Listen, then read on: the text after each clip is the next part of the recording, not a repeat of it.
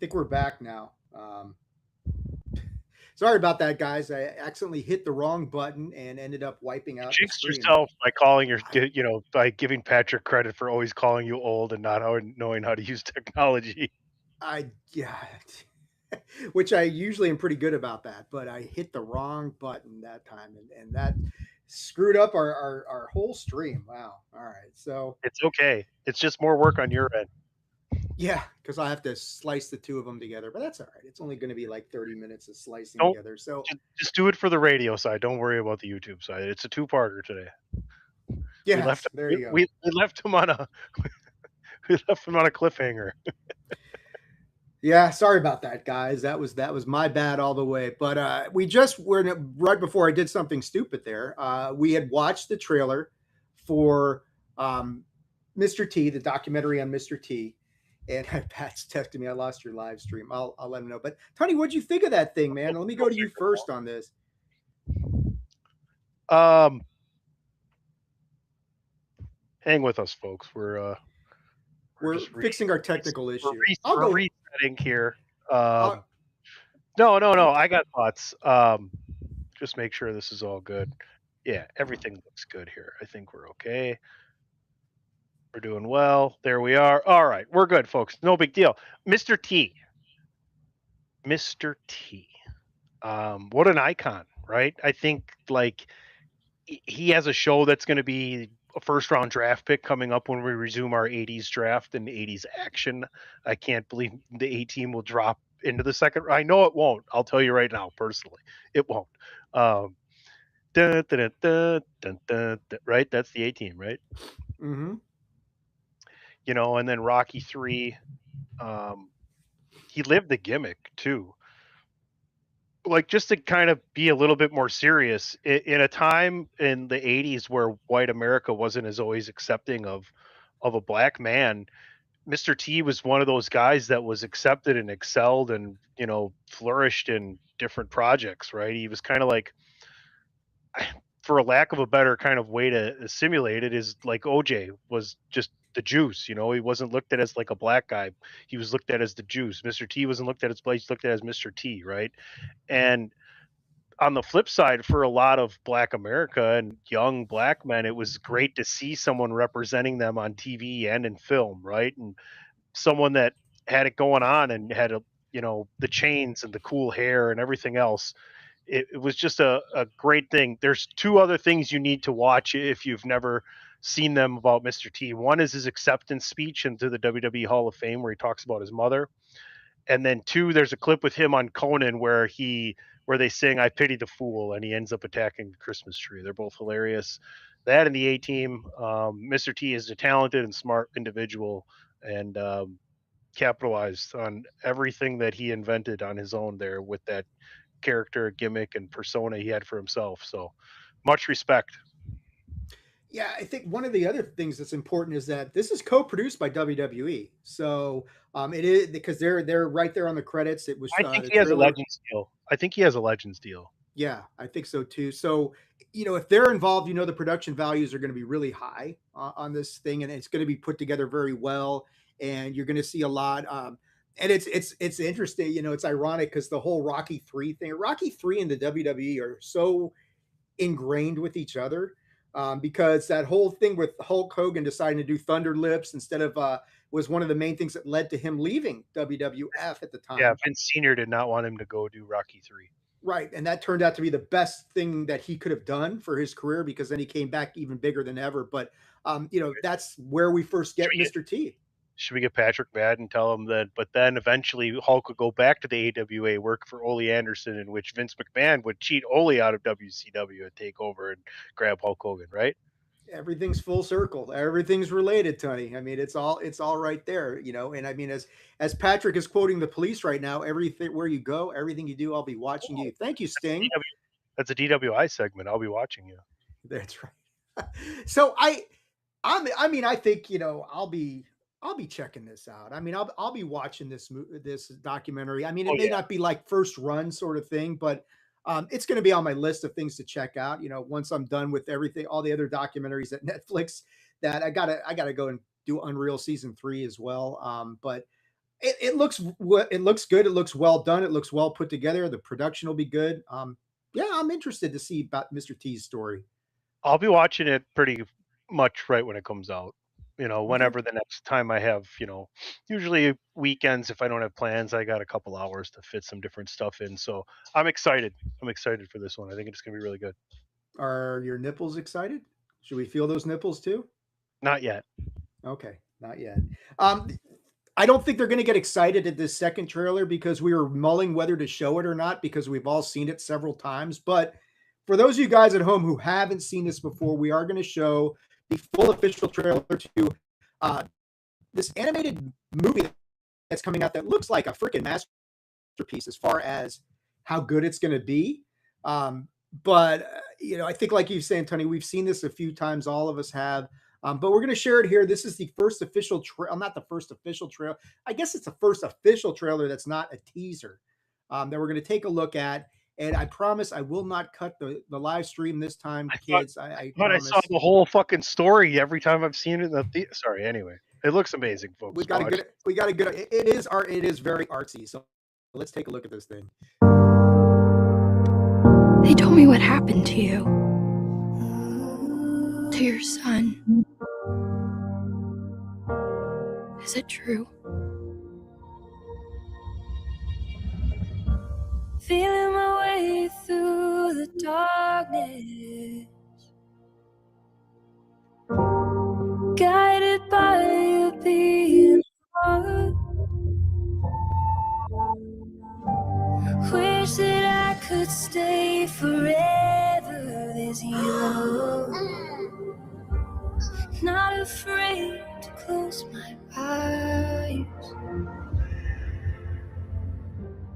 Life's a game made for everyone, and love is the prize.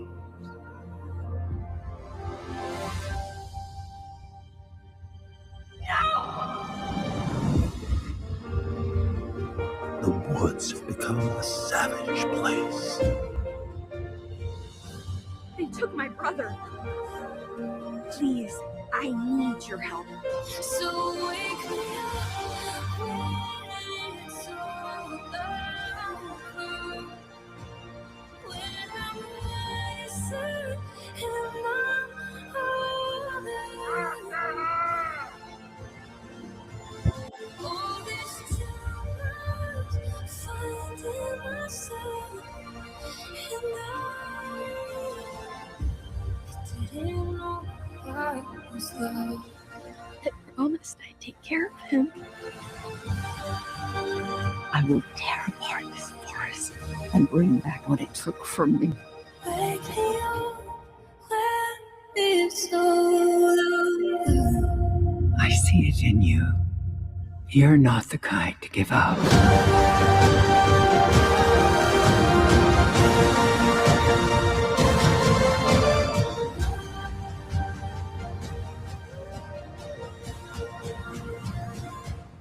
Didn't know I was lost.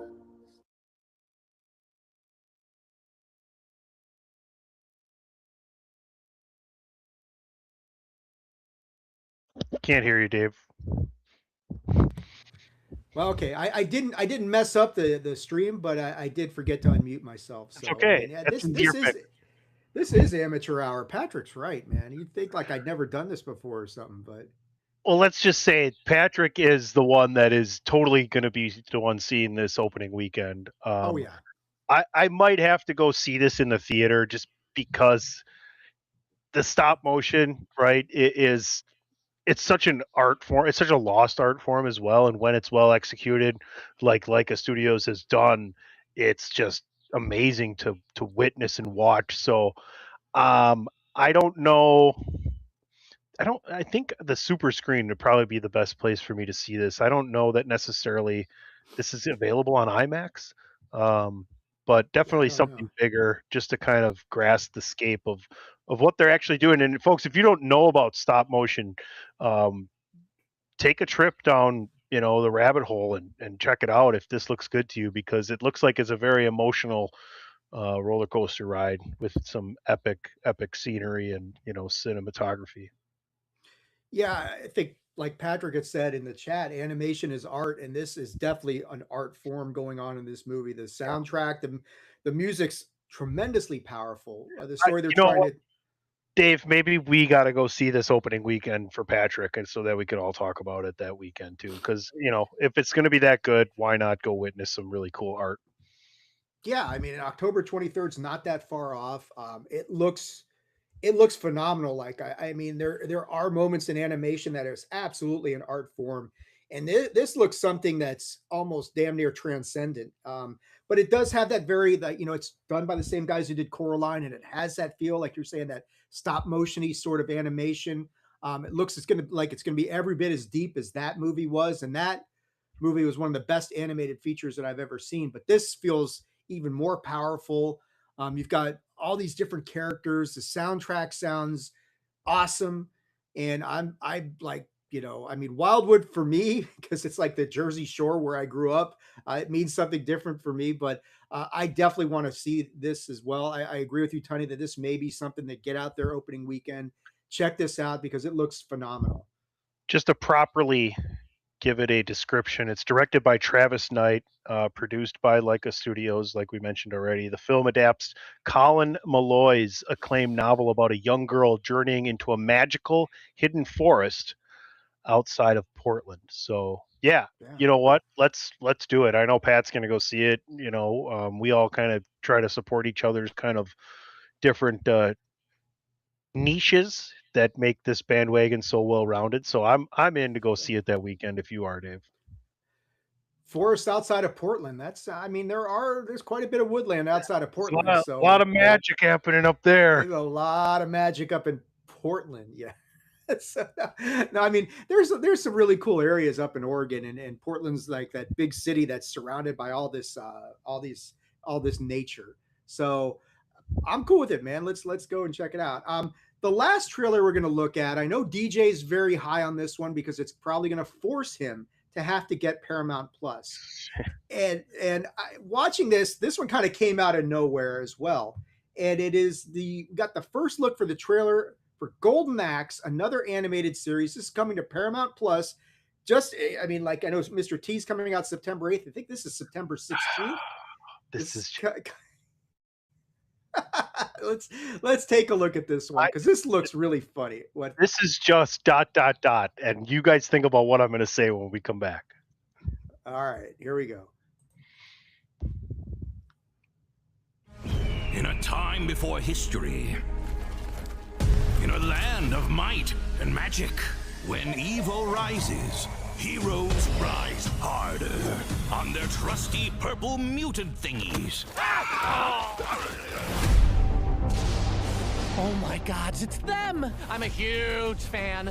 3 heroes, Axe, Tyrus, and Gilius, level up to save the kingdom of Uria from the evil giant Death Adder. To defeat Death Adder, we need an actual plan. We're going to do what we do best. Face a series of progressively harder enemies until we have a big final battle with Death Adder. And then we kill him for good. Till he's dead. All the way. Fire magic! I was hoping I could join your quest. Why don't you go first? Found the trap on the first try! And so our heroes fight all sorts of stuff. For Uria! That was for Uria. You better not be another mini-boss. You better be the final one! Legendary kill. It's just what us kitty cats do. I'm so excited I'm gonna throw up. Because we're us. Sorry, we don't have a group name. We were barely getting along until 8 minutes ago. Sega! Chop first, axe questions later. What else would you do with an axe? I don't know. Golden Axe. Whoa, like the game? Heck yeah. Let's freaking go. Thanks, Paramount.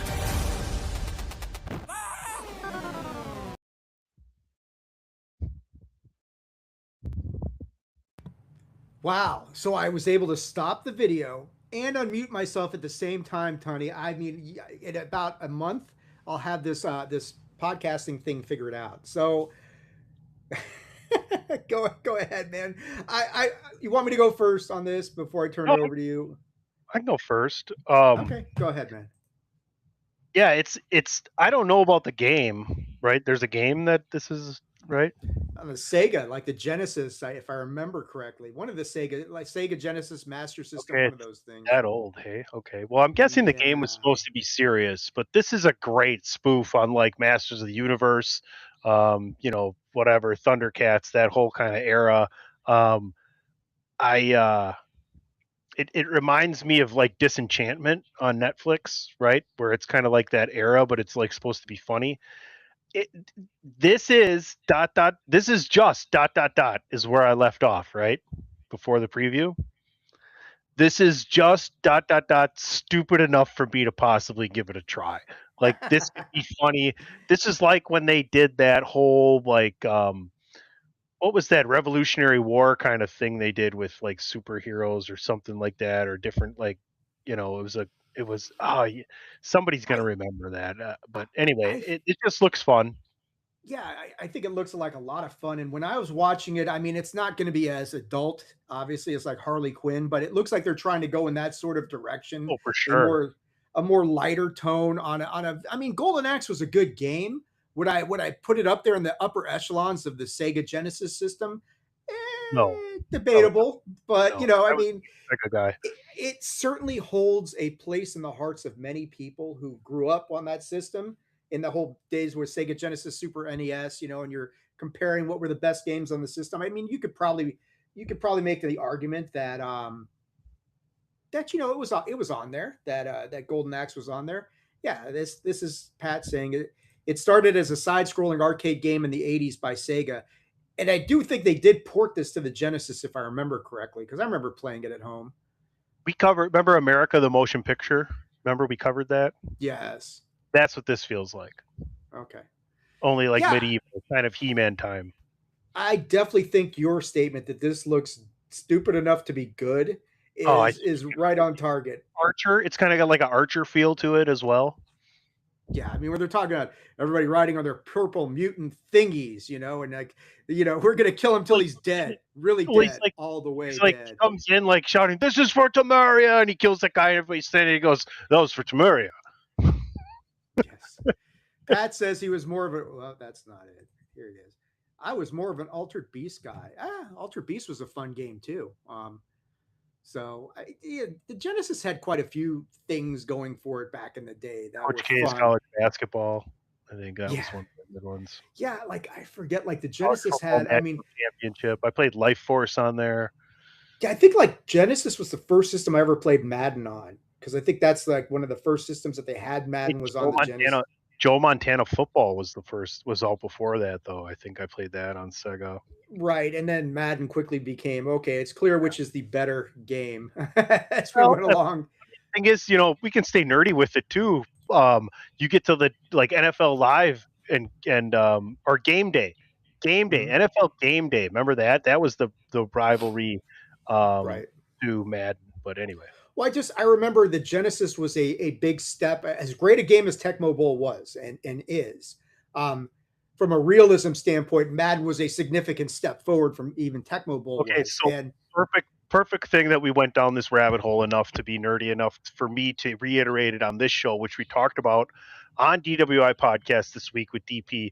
We were talking about Madden, but if you have a Steam Deck or you have any other kind of emulator download, they're coming out with a new like current day version of Tecmo Bowl and a college version of it as well. So look out for that, people, if you're into that kind of stuff. Man, yeah, good stuff. I mean, I might have to get a Steam Deck, by the way, son of a bitch. They're pretty pricey, man. That's the problem. That's okay. I'm single. I don't have any kids. Well, that's true. You have all that disposable income. I forgot about that. Can I have some, Tony? No. What do you need? What do you need? Yeah, well, yeah. Let me think about that. But no, this looks really fun. This looks really good. I think DJ's going to $5. Thank you. It'll be like trading places, and we're going to bet over $1. $1. Is a Finsky going to put you in a better place, buddy? All right. Tony, why don't you cue up one of the commercials here? Let's take our first commercial break. Then we'll talk some news around the nerdosphere and let the folks know. I mean, I'll throw some text on here to remind people. Go to prowrestlingtees.com/the chair shot, where we've got all sorts of good t-shirt items and objects of apparel that you can wear, including a shirt from this very show, Bandwagon Nerds, because somebody other than Patrick O'Dowd has to buy one of these days, right? And DP, right? I think DP. DP's got one too. That's right. Yeah. Okay. But Well, here's Christopher Platt. Why should you visit thechairshot.com? Thechairshot.com is your home for hard-hitting reviews, news, opinion, and analysis with attitude. Why? Because you're smarter than the average fan. Thechairshot.com. Always use your head. And we're back here on Bandwagon Nerds, episode number 355. I guess this is take 2 from the stream that happened earlier, but that's okay. Part B. Okay. Part two. Oh, yes, exactly. Part 2. That's the name of the episode. That was a part. That was a duh moment on my part, but it's okay. We've got it back on track. It was like you were average. It was like on a scale of 1 to 10, you were a negative 37 there. Yes, thank you for making me feel better about that, Tony. I appreciate it. You're welcome. You're welcome. So, talking some news around the nerdosphere and things that have happened since D23 was a week ago, but you know what hasn't changed, Tony? Spider-Man Brand New Day is still dominating at the box office and showing no signs of slowing down. It doesn't matter what we release that's new. Spider-Man Brand New Day for the 4th consecutive week, #1 at the box office. I don't think any of us are that surprised that it is still dominating as much as it is, but you know, showing it still being #1 after this time, I mean, that's quite impressive, don't you think, Tony? I mean, that's some staying power there. Yeah, I think they're going to make some money. I think Tom Holland and Zendaya are going to have the greatest year for a couple in the history of cinema, and it's not even going to ever be touched or close to what it was, or ever be touched again. You know, the Odyssey and Spider-Man alone, but then throw in the fact that they'll likely both be in Avengers Doomsday. At least Tom should be in Avengers Doomsday for sure. And then you got Dune 3 coming out, so Zendaya is obviously in that. I mean, that's just a ridiculous year for them. Good for them. They seem like nice, good people too. I think that's why everybody enjoys their stuff. They're really great actors as well. But it's funny, you know, it's just they're kicking ass and taking names right now. That's all I can say. Mm-hmm. They are, and I think they had the article I was reading about it that Brand New Days has crossed the $2 billion mark now, and it's the second fastest to do it, only behind Avengers Endgame. That is impressive, and you know, and I mean, we're not going to talk too much about Doomsday, but just looking at the ticket sales, I mean, we're still 4 months out from Doomsday. It's going to Doomsday's set up to shatter.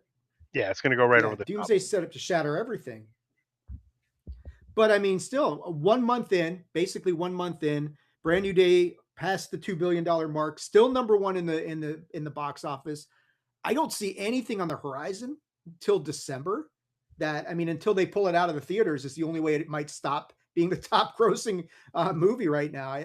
There's nothing really I can see on the horizon that will displace it until they pull it out of the theaters themselves. Could this stay in theaters until the week before Doomsday? Could it? It could. I don't think they'll do it. I think they'll if it's still there by the time we get to Thanksgiving, I'd be shocked. But let it run to Halloween. That's possible. We're not that far off from Halloween. I mean, that's doable, but at some point there's nothing really big coming out in the next not till December. No, there's something big on my radar coming out this next weekend, but that's not going to make like this kind of money or anything. What is it? Acme, Coyote versus Acme. Yeah, right. I mean, I think we'll talk about that. What you're watching?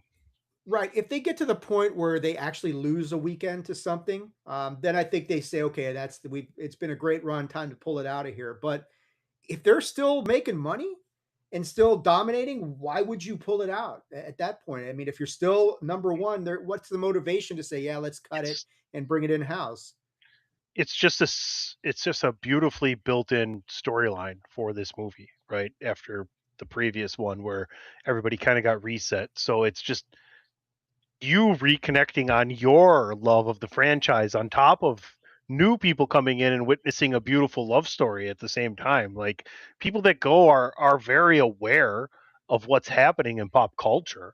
So to have, I've been very infamous on this show and others talking about how I don't like The Office or Big Bang Theory when Leonard and Penny or Jim and Pam aren't together, right?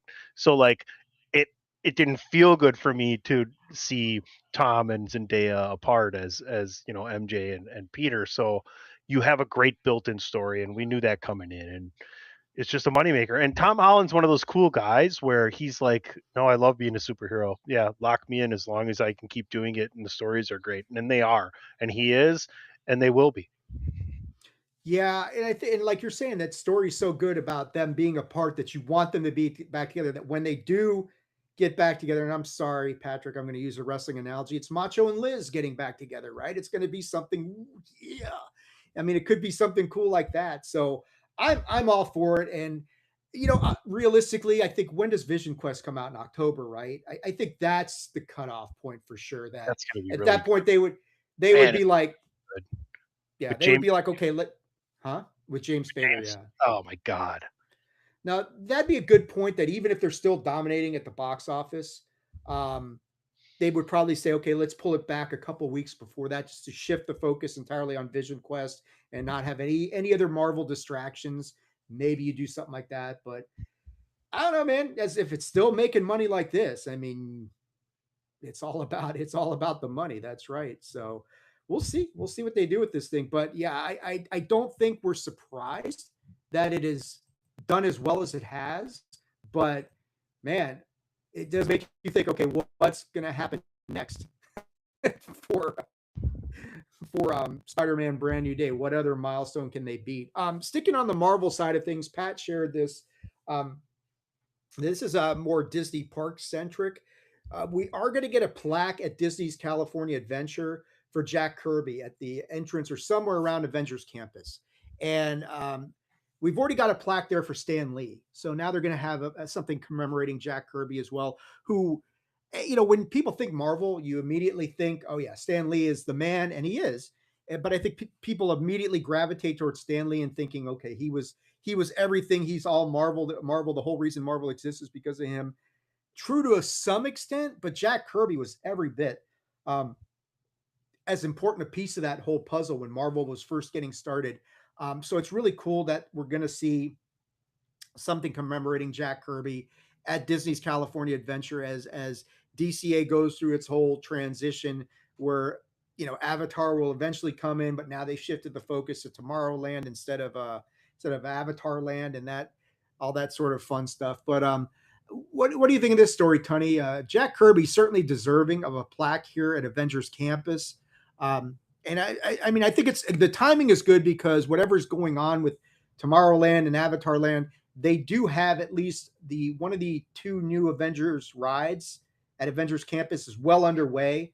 Probably won't see it till 2028, but still, that is one of the lands at Disney's California Adventure that feels like they haven't taken it. I mean, this is a problem that's endemic to Disneyland in general, that they haven't taken advantage of certain of the lands, certain parts of the space. Avengers Campus is one of those. And I think this will be good. You add a plaque for Jack Kirby at the same time, you're getting at least two new rides put in there that's going to expand that into, you'll have four, e-ticket attractions at Avengers Campus within the next couple of years. So I go to you, man. What do you think of this? Jack Kirby certainly deserving of this honor. Do you know, did him and Stan ever reconcile after he quit in 1970? Or I think they did, but I would defer to Mr. O'Dowd on that one. Well, we'll see if he chimes in here. But definitely someone that's probably underratedly recognized as a Marvel creator as well. Like I'm seeing he created or co-created Captain America, Hulk, Doctor Doom, Iron Man, Thor, Galactus. There's more to that list as well. So definitely just a comic genius and character genius. So I have no qualms with him getting his place in history. Yeah, critically important to um, Marvel. Marvel in general. Yeah, I mean, but like you're saying, you listed those characters that you just listed: Captain America, Thor, Hulk. Um, those are as iconic a character as Marvel had in the comics, and I mean, Fantastic Four was I think he was involved with that as well. So, I mean, it's cool, and I love the fact that he's going to get, whether they reconcile completely or not, just the fact that he's going to be recognized. It's a lot of the characters that support Marvel with Spider-Man as their leading man, because you like there's no doubt now, especially, but I think when you look back as well, I think Spider-Man has been their leading man throughout time. Would you agree with that? Oh, absolutely. Spider-Man is their man. I think As when much you as look at DC when does we've a thing talked. where it's like, is it Superman or Batman, and in which genre and which medium? It's Spider-Man as far as Marvel goes. Robert Yeah, Downey Jr.'s Iron Man may be the catalyst to what we are getting in the MCU, but it's always been Spider-Man, and now it's just re-showing its fervor with this movie latest. uh, yeah, absolutely. I think we've talked about it with DC. You've got two characters that are super iconic: Superman and Batman. With Wonder Woman, I'd say a distant third, but certainly the big three. Um, if you're looking for a Marvel equivalent, they don't exactly have one, but Spider-Man is absolutely the closest that they have to that. And I mean, you could argue that Spider-Man is on many levels as iconic as Superman or Batman. I mean, you could make the argument. I wouldn't necessarily agree with that, but I do think that out of all the Marvel characters that are out there, that's not. I mean, if you're isolating this away from the MCU, and even now, I mean, even if you're looking at the MCU now, um, I would throw out there that Spider-Man is every bit as iconic as any of the characters who've come out of the MCU.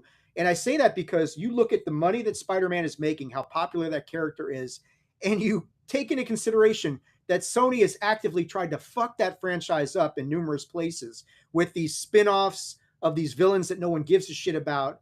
Um, and Spider-Man is still as beloved as he is. That has got to tell you something about the staying power of this character and how popular he is, crossing over from comics into the movies. I mean, when you are surviving shit like Morbius and Madam Web and Craven, and you're still out there drawing $2 billion on a Spider-Man, and I understand that it's easy to draw the distinction between the MCU and the Sony verse, and there is a certain distinction, but dude, like Patrick trolling his own show earlier. Sony trying to undermine their own franchise by doing the dumbest shit possible, and it just doesn't work. So yeah, I think you're right on that point, Tony. That Spider-Man is definitely right now the by far and away the most iconic character and the most popular character that Marvel has. I mean, Iron Man's dead as far as we know, so who knows, right? We're doomed to find out. Yeah, and speaking of Doom, nice segue. Are we doomed? Is Marvel doomed to repeat history? Because we got some news this week that, you know what? Let me see if I can't just put this up on the screen so we can kind of read through this a little bit. Here we go. All right. So 2028. Don't no, your audio's bad with that. Is it? Yeah, No bueno. no bueno. Even now, it's still not good. Well, now you might be okay. You weren't before. Okay. All right. I minimized the screen, so we're just kind of looking through here. So what we've got here is Marvel making the announcement that they've added Ghost Rider to the 2028 slate. And we know that we're going to get an X-Men movie in 2028. We know we're getting Black Panther 3 in 2028.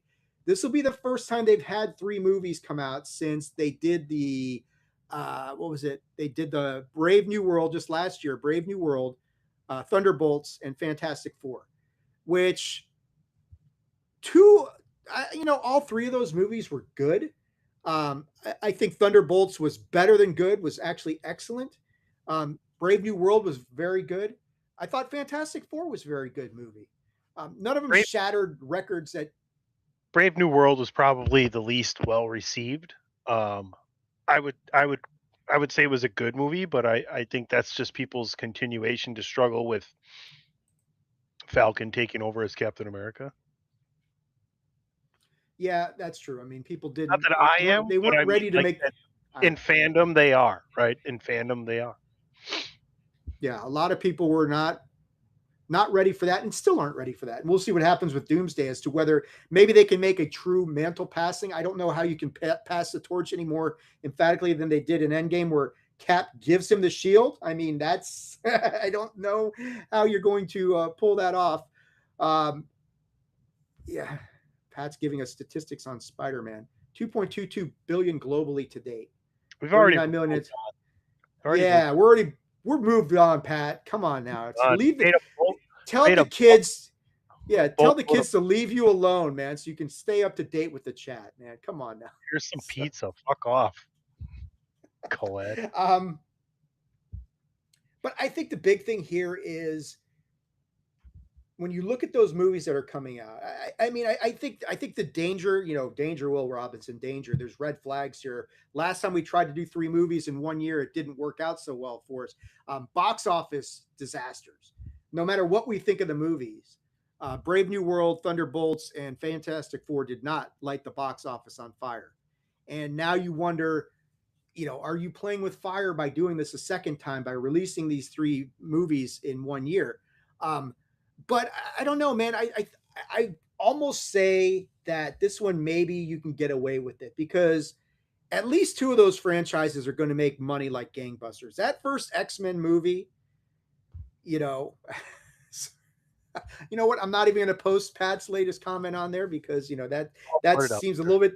Okay, Tony's going to put it up there. I thought it was a little bit too personal, but you know what? Go ahead, you put it up there. Okay, put it up there. This is why Patrick's late. Nope, not that one.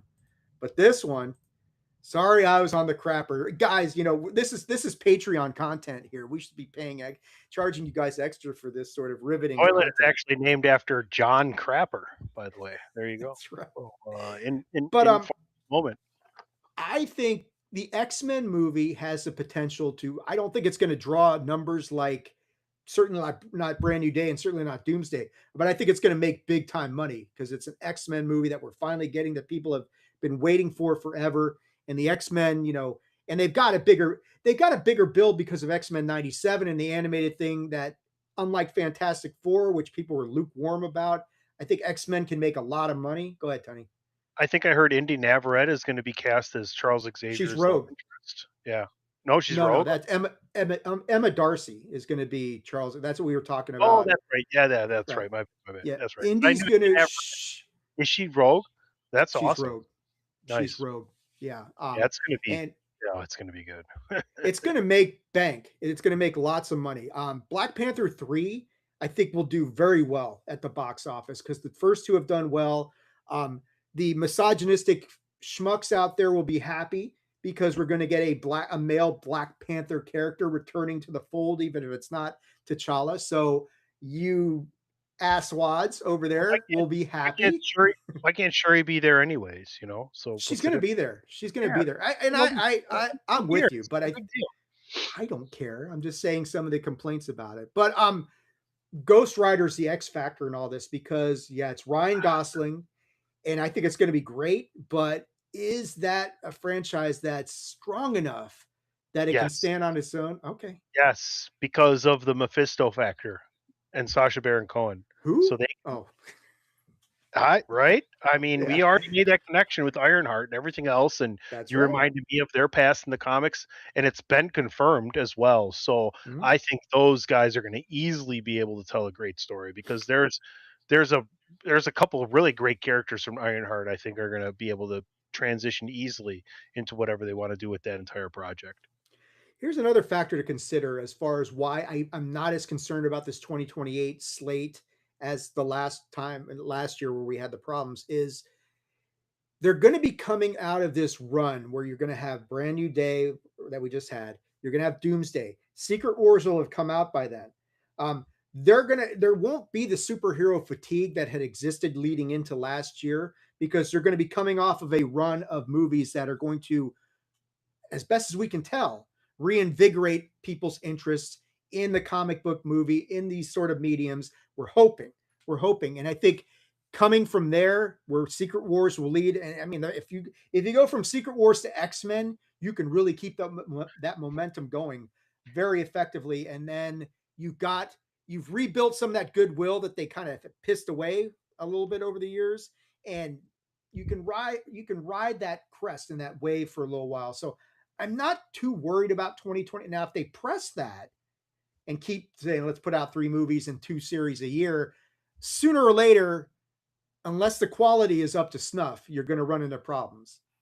Do you want to dive into the Spider-Man rabbit hole where eventually they introduce Miles Morales, and then after that it's another Deadpool movie where it's Deadpool, Wolverine, and Spider-Man? I mean, that's going to happen eventually. I mean, I think, Tom Holland. I'm here for that. If that's the timeline, I'm totally here for that. Sure. Yeah. I mean, when they introduce it all depends on how they do it. It all depends on how you transition from Peter to Miles in the story that's being told there, as far as how effective that's done. Deadpool, Wolverine, Spider-Man, Punisher, throw him in there, get Daredevil. And we all love the Daredevil series. We see where that's going.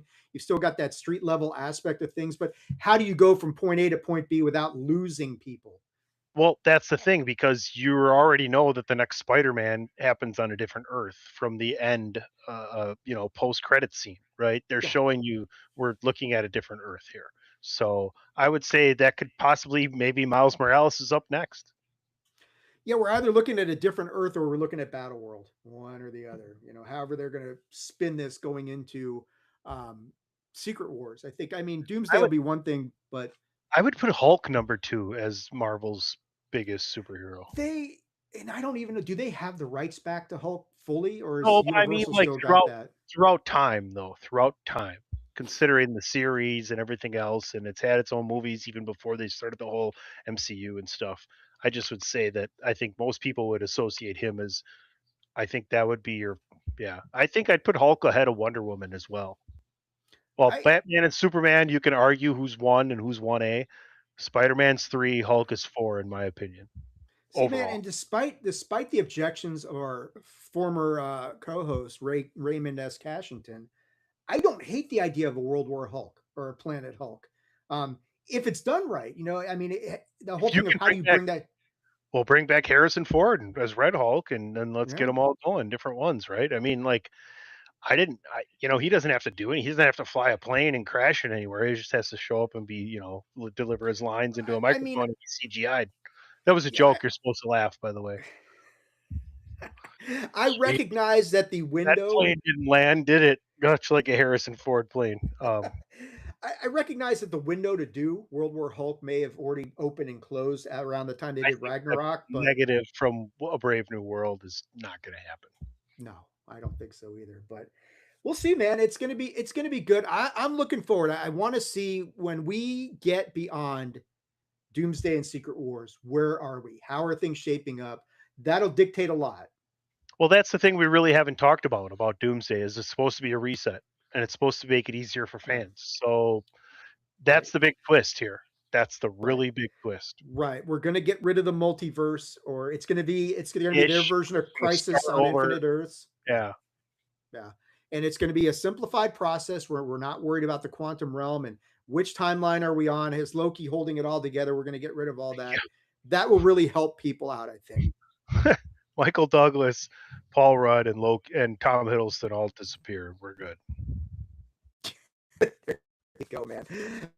All right, let's take our second commercial break here. We'll come back. We'll talk a little bit more Marvel news and then some other interesting tidbits of information that we've got this week. But go ahead, let Kenny tell everybody about what's happening. This is your boy Kenny Killer telling you to make sure you check out thechairshot.com, bringing you breaking news, interviews, podcasts galore, everything pro wrestling. Make sure you check it out, thechairshot.com. thechairshot.com. Always use your head. Well, we're back. The dogs are back. Yeah, shout out to Ghost. Is Ghost leader of the pack over there or no? He's one of the ones who heard people coming in the door. Actually, people are coming over to say hi to him and see him today. So Ghost had a little bit of surgery this week. They took some stuff off of him that because we're just very careful with him because of his past cancer history. Anytime we see anything, we get it off of him. And the doctor was like, hey, he's got like 4 things. None of them are cancerous. Let's just get him off. We're like, okay. So he looks like Ghostenstein. He's got these little patches and these little stitches everywhere. And yeah, but he's doing well. He's doing well. Thank you for asking. Sticking on the Marvel side of things, let's talk about, we are next month, so we're not that far away from this at all. I mean, this might be I don't know if this will displace Brand New Day. I can't see how it would, but maybe we're going to get Avengers Endgame Encore. I believe it's September 18th or somewhere like that. It's coming back into theaters. And people have said that this is going to tie into Doomsday. And people have been wondering, okay, well, what exactly are we going to get? This is going to tie this into Doomsday. Well, we did get news this week as to how much extra footage we are going to get in Avengers. 4 minutes of extra footage. Now, it doesn't sound like much, but when you really think about it, how much extra do they really need? Is 4 minutes enough to really do something different? Is that enough to tell a different story, or a more unique sort of story? I'm kind of thinking it is, Tony. If you're looking for a continuous scene, if it was just one scene that was 4 minutes, it's going to be the longest post-credit scene in the history of the MCU. If it's a 4 minute post-credit scene, if you're just splicing, Could it be 4 minutes of time spread out over? That's what I think it's going to be. Yes. Right. Yeah. It's a way to kind of pivot away from it. It's a correction from Kang Dynasty is what it is. That's all it's going to be. It's where they were going then. It's where they're going now. Here's my biggest question. Could this be a mistake?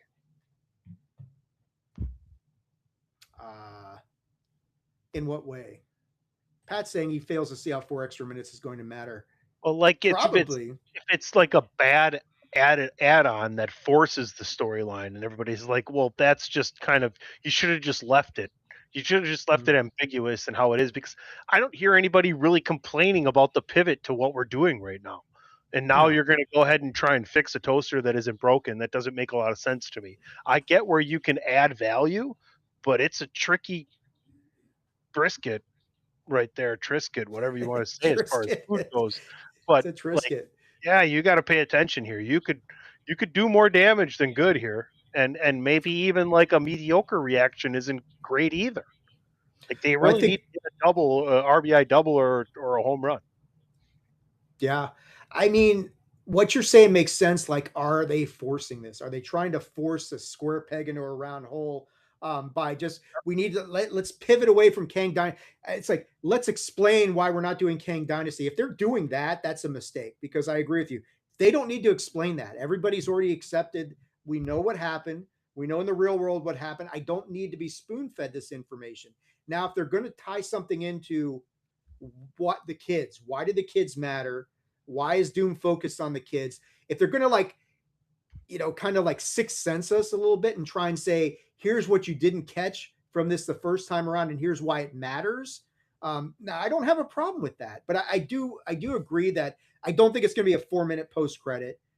That's a little bit too much retconning. But if they add in things here and there, things that, okay, I didn't see that, and they're like trying to bring that out and put a spotlight on it a little bit more, saying, here's something that you didn't catch the first time that maybe you should pay attention to. I don't see the harm in that. I get like what Pat's saying. I don't know if 4 minutes extra is going to matter, but I guess if it's something that we didn't see the first time that they're trying to really shine a light on this time and saying, here's why this is important for Doomsday.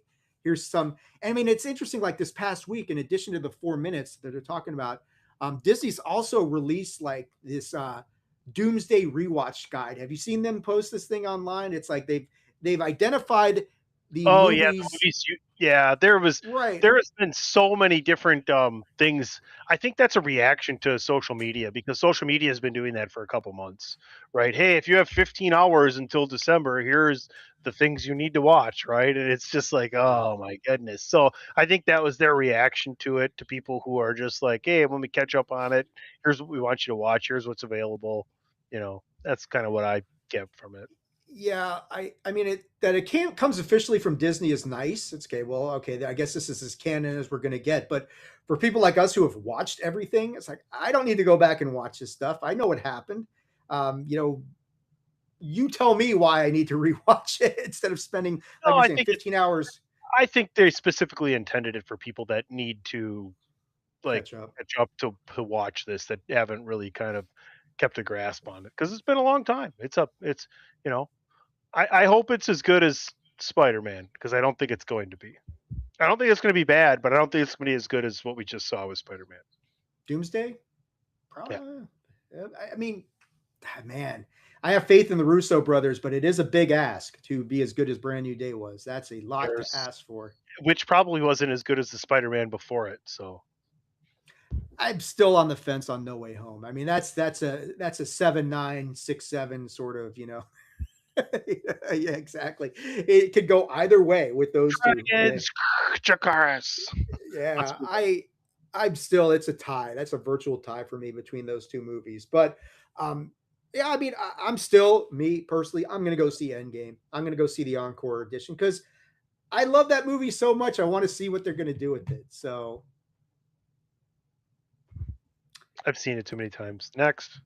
Patrick is replaying the Infinity War Endgame hype train. Don't love the marketing. It's an attempt to capitalize on San Diego. Absolutely. Does this mean Certainly. every take of his we play now, we don't have to listen to when he comes back? I guess so. I mean, at least now we don't have to listen to him undress us for everything we did wrong. That's his next message in the chat. You'll have to listen to me all the time, forever, in perpetuity, right? But at least he can critique us live and in color instead of Thank God. I feel like Mick Foley on commentary. I think we've beaten the Marvel train to death here on this episode. Let's do something a little bit different and talk about a couple more topics, and then we'll be just about done here. Or no, we got to talk about this before we move out of Marvel. So, Tony, give me the full name of the guy who plays Wonder Man. Yahya. What is his full name? Yahya Abdul Mateen. Yeah. Yes. So he came on. So we're not done with Marvel yet, and Yahya's not done criticizing Marvel for the handling of Wonder Man, nor should he be. And I think we talked about bad optics earlier, and Yahya's talking about how Marvel's decision and the way they handled this whole Wonder Man situation is a bad optic for Marvel. And we've talked about this before.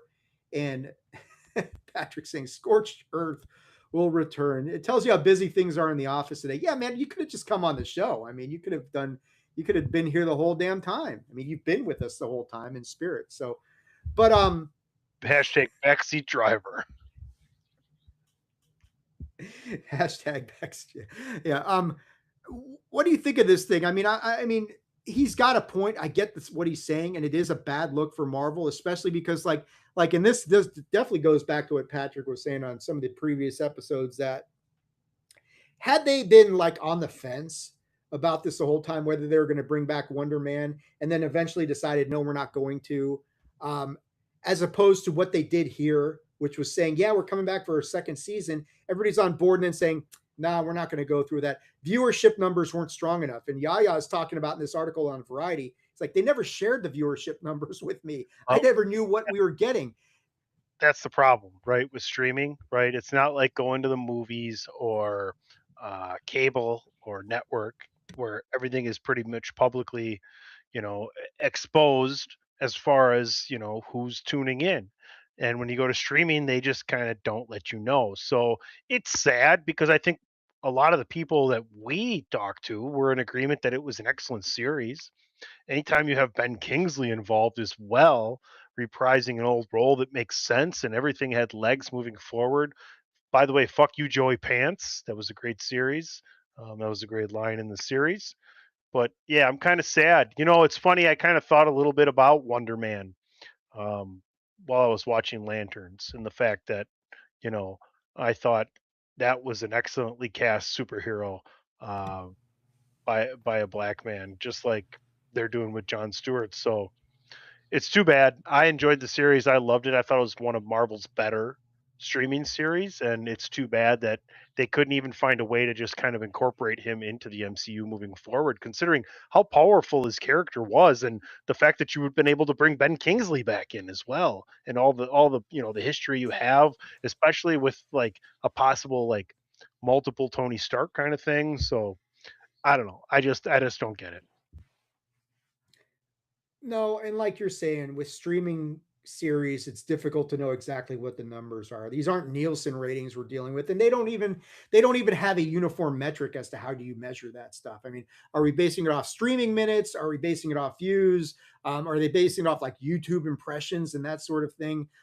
How long people stick around with watching these things? No one knows. So depending on the metric you're using will dictate whether the show's a success or failure. But the fact is with him, what he's saying is A, they didn't share these numbers with me. B, the optics make this look racially motivated. And it's awfully hard to argue against him when, you're looking at, yeah, okay, it was a very well received series. Lots of people, like all of us, love that show.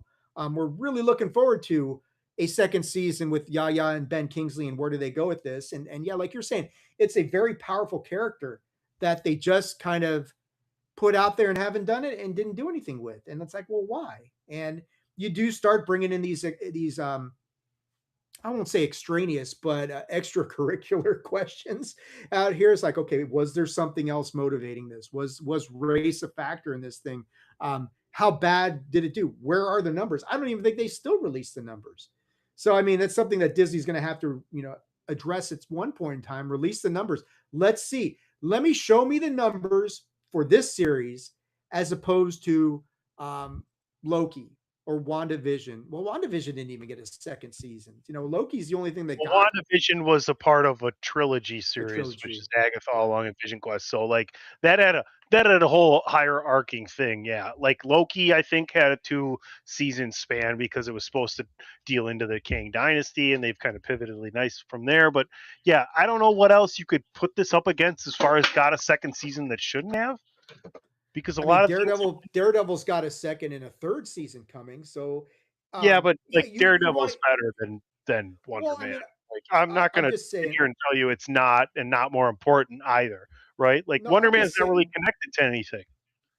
No, I'm not saying that. I'm saying if you want to squelch this whole bad optic, there's an ulterior motive thing. Give us the numbers for Daredevil, and give us a number for Wonder Man, and let us make a direct comparison. And if the numbers are really that badly off, then you shut everybody up. And if they're not, and you're scared to release those numbers, then you've got a problem, right? I mean, there's like, for lack of a better term, there's also booking decisions. Yes, true. Are we just going to do a second season so that we can do a second season and the numbers were mediocre enough to do a second season, but it's not going to really lead to anything else? Like, and I'm playing devil's advocate here because I loved Wonder Man as much as the next person on this show. I really did. I thought it was great. Like, especially the end where he breaks him out and then that's it. And now they're kind of, what's next. So, right. No, and I agree with you. I'm just saying that from somebody like me, who's like, I'm very data driven and like, give me the empirical data. You want to really compare these things and you want to shut this whole thing up. Show me the numbers. And if Wonder Man was really like significantly below where Daredevil was, then show me the money. Show me the money. But I don't think we'll get that. I mean, are they hiding the ball? I mean, if they release that and say, well, it wasn't really that much off, why are we? But like you're saying, it could be a booking decision. It could be like, well, Daredevil's going in a certain direction, and we really only had a plan for one season of Wonder Man, but it was so well received, we thought, yeah, let's do a second season. Then we thought better of it. I don't know. But anyway. All right, now we are leaving Marvel behind, and we're going to talk these last couple of stories before we get to the end of the line here. You won't care about this, Tony, but Patrick, DJ, well, not DJ either, but Patrick and I will definitely care about this. We got the official confirmation. We had suspected. I mean, we're talking about season 2s of things, right? We got the official confirmation that Welcome to Derry is coming back for a second season. Most of us thought this is inevitable. This first season was so good, and it ended in a place where you're like, yeah, they can still do things with Welcome to Derry season 2. We got the official confirmation. It's going to have some different showrunners involved, but we are going to have a second season of Welcome to Derry, which I am ecstatic about, because that I know what a big horror fan you are. But for those of us who enjoyed the show and the evil clown, I'm just absolutely thrilled that we're going to get a second season of Welcome to Derry. I know how to juggle. I know how to juggle. Well, that counts for something. I thought you're going to pull a Matrix on me and say, I know Kung Fu. Show me.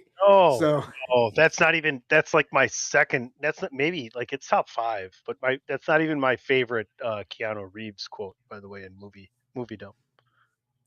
My favorite one of his is, whoa.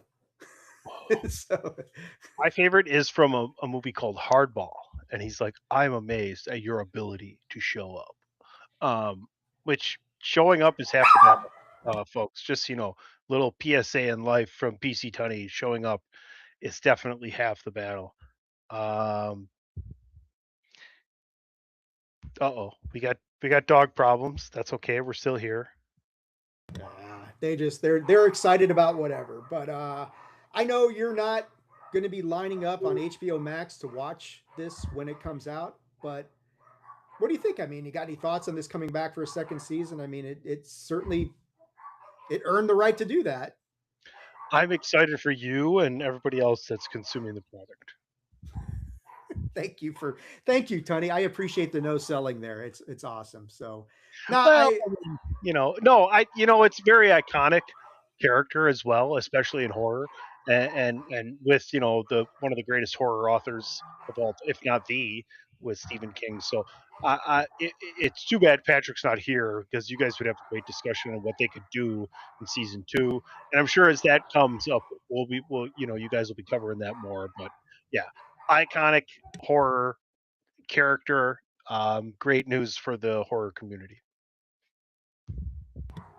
And the last thing we're going to talk about is a franchise that is coming back that no one had any clue that this was going to be happening.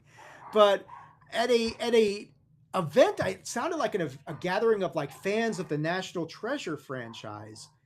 We got notification. One of the guys there told them that just outside of Tulsa at a bonfire, they had a meeting.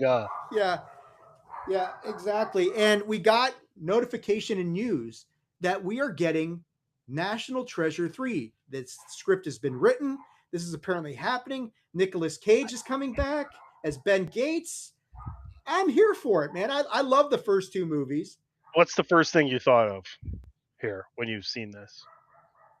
First thing I thought is Nicolas Cage coming back. Well, let's capitalize on the Spider Noir success and run this back with Nick Cage, right? So I think they knew, and he wanted to. The first National Treasure is a very, very good, fun family movie. Like, honestly, it's very underrated.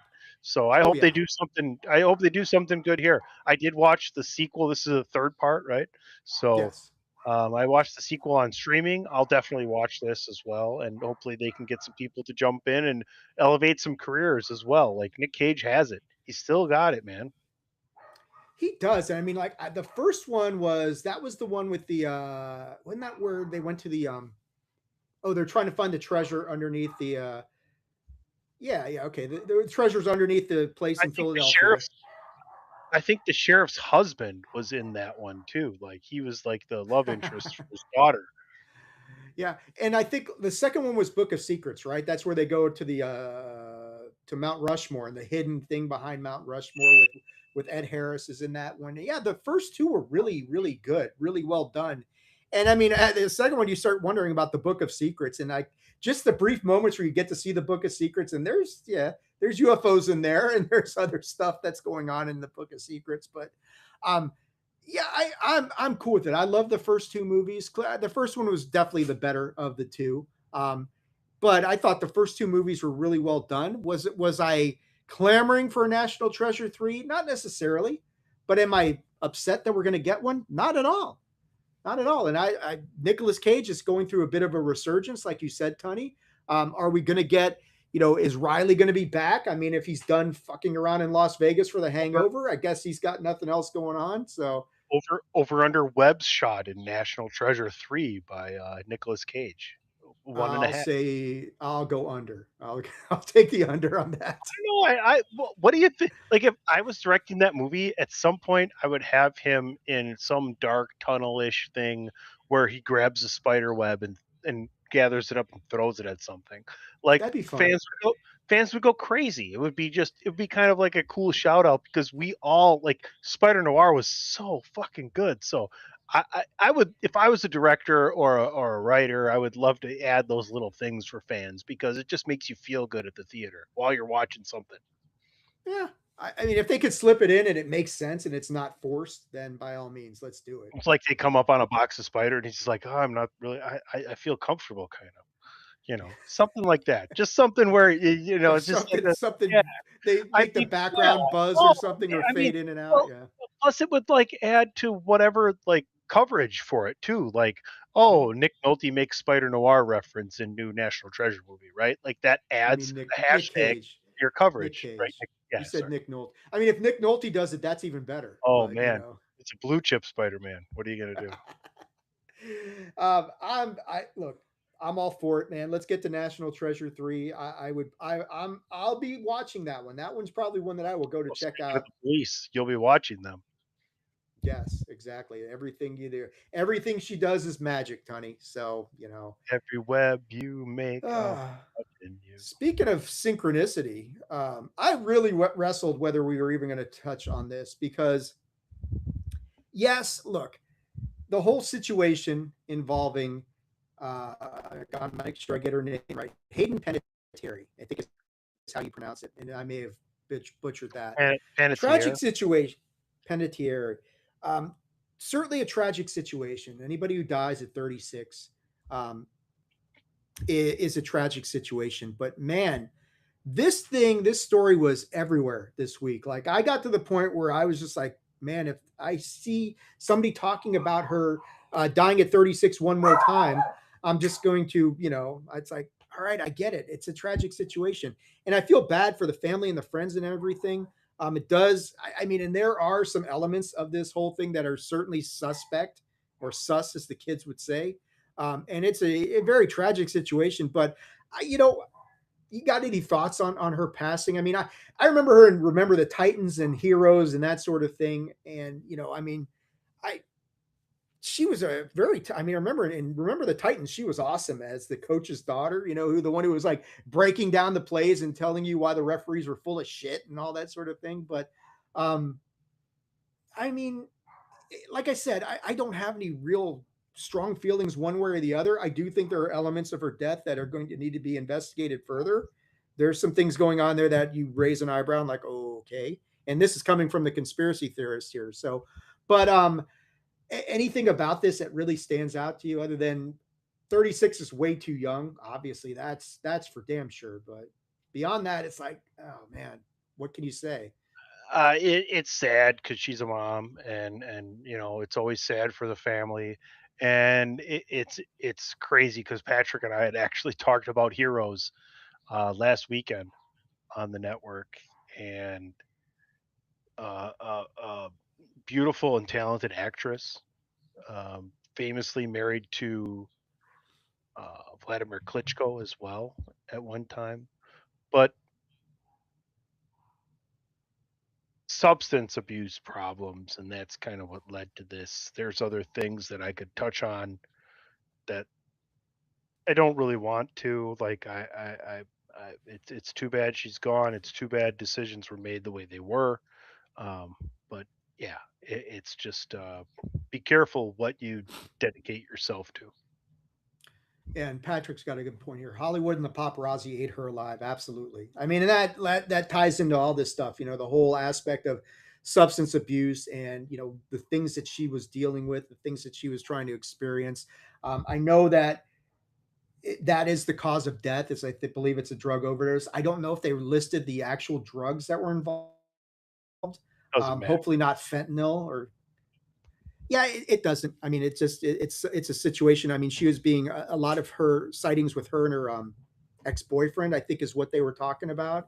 And you know, like you said, I think the big thing about that's unfortunate is she's a mom, and it's devastating for the family. She's got young kids, and 36 is just too fucking young to die. But happy trails. I mean, rest in peace. Whatever you want to say about that is what you're going to do, man. So on that somber note, let's go to the last aspect of things. Tunney, what are you watching? What have you been watching, man? What's going on? Just the golf playoffs are happening. The Brewers are winning. A lot of Madden. Otherwise, I think there's a new barbecue series on Netflix that I'm going to try and check out. And I think Master Chef is coming to an end. Kitchen Nightmares is still in full swing, but just the usual suspects for me. Haven't really picked up anything interesting or different. But yeah, make sure you're watching us next Sunday. Yes, absolutely. Maybe we will get Mr. O'Dowd back. Maybe he'll roll the dice and say, I'm going to go and jump online and hope these kids don't bother me for an hour. But as far as me, I think I mentioned last week that when we recorded that we were going to go see End of Oak Street. And so I did see End of Oak Street last week, and it's a good movie. Don't get me wrong. I won't say I won't completely steal from Patrick and say it was fine, because I think it's better than fine. It's a good movie. I had some issues with some of the stuff going on. I mean, the whole element of time travel, and I think we were talking off air, Tunney, about this, and it's because of the stuff I do on Unidentified History, where it's like I almost need I will suspend my disbelief up to a point, right? And I'm okay with that, but at some point I need something explained to me. Give me some sort of structure as to how this happened. And the idea in this movie about some light or some portal opening up and transferring an entire town back to 65 million years ago, and they really don't explain what happened or why or how. I mean, it's just like, just accept that this happened. It's like a lot of people are okay with that, but for me, I just had a lot of trouble trying to figure that out. The dinosaurs were a little bit interesting because some of them had fur on them, and I don't remember. I mean, some of the ones that had feathers I'm okay with, because we all know that by now it's pretty well accepted that dinosaurs and birds are related at some point. But the ones who had, like, at one point something walks by a window, and I'm not trying to spoil this for people, but something walks by a window, it's huge and it's furry like a woolly mammoth. And I don't recall too many dinosaurs that I know of being fur covered. And that's kind of some of the stuff. I mean, it's nitpicking and that sort of thing. Look, Anne Hathaway's awesome. Ewan McGregor is awesome. The kids do a great job in this movie. I think that they did a lot of stuff really well. And like the end of it, the time paradox at the end, I had no problem with, because I was able to follow that and figure out this is exactly why this doesn't create a time paradox. But it's certainly good. It's worth checking out. I mean, the dinosaurs don't steal the show. At this point, you've seen everything that can possibly be done with dinosaurs through Jurassic Park 1 through 10, that sort of thing. So I don't think they broke any ground there, but it's certainly a movie worth checking out. I know a lot of people absolutely love the movie. I think everybody who I saw it with, my wife, my niece, my nephew, they all thought it was very good as well. I don't think any of us would go so far as say, oh, yeah, it was great. But it's certainly worth checking out. And I know Pat's saying he's gotten through Ted Lasso season 4. He's caught up with that. I'm trying to get there. And he's officially halfway through Cheers. Awesome. I finished X-Men, the original animated series, season 1. So I got through all of season 1. So I got to see the Days of Future Past, episodes 1 and 2, and how that whole first season ended. I think he meant Ted Lasso season 4. I'm officially halfway through, and then Cheers as in goodbye. I think he meant he's officially halfway through the Cheers series. Isn't he he's rewatching Cheers? Oh, maybe, right? Yeah, maybe you're right. I think that's what he's caught up with Ted Lasso season 4, and I think he's halfway through Cheers. We'll find out. I don't know. But, maybe his comma's in the wrong place. Netflix. I don't know. It actually looks okay to me. But yeah, I enjoy the X-Men animated series. Is really good. The original one, don't know. You know, we need Mr. O'Dowd here to explain these things to us. But Tony, that's it, man. That's gonna do it for this week here on Bandwagon Nerds, man. A good solid. Oh, sorry, and Ghost just got in the way of the door being closed. Are you okay, buddy? You want to show people your battle scars? Franken Ghost. Ghostenstein, yeah. So before we cut out of here, Tony, let people know where can they check you out on the socials and all things you got going on the Chairshot Media Network, man. You can find everything at PC Tunney, Chairshot Radio Network, all your favorite streaming platforms, Attitude of Aggression, the Chairshot. Yeah, man. Just keep it rolling. Yep, I will post this up here so that people know where to check out all I got going on. Attitudeofaggression.com is where all the podcast episodes, wrestling podcasts, by all means, go back and listen to the work that we did on Game Gone Wrong with House of the Dragon Season 3, because it was excellent stuff. I will Barry Horowitz pat myself on the back for that one, and you should do the same, Tony. And even DJ, that shirtless son of a bitch. He should pat himself on the back. Yeah, sort of. He's a part-time. He's a part-timer, man. Like a 7-9. 7-9. We did release an episode of Unidentified History this week. That was really good. Whistling Mike joined me for that one and did an excellent job breaking down all sorts of stuff there. But yeah, that's where all the episodes are at. But next week, Lanterns episode 2. We'll see if we'll see if part 2. We will see if let's see if they piss off more people this week, or if they do a kinder, gentler episode. Hopefully, more people are mad and rage quit. Would you say the majority of this next episode is in 2016? Yes. Yeah, I would say so. I mean, they'll do something with 2026 to explain what's going on with Hal, and either they'll pull the rug out of it from everybody and say, "Oh, it's not really Hal, it's a shapeshifter," and everybody be like, "Son of a bitch, I was pissed off and rage quit for nothing." And I hope they do that, because I would laugh about that. No.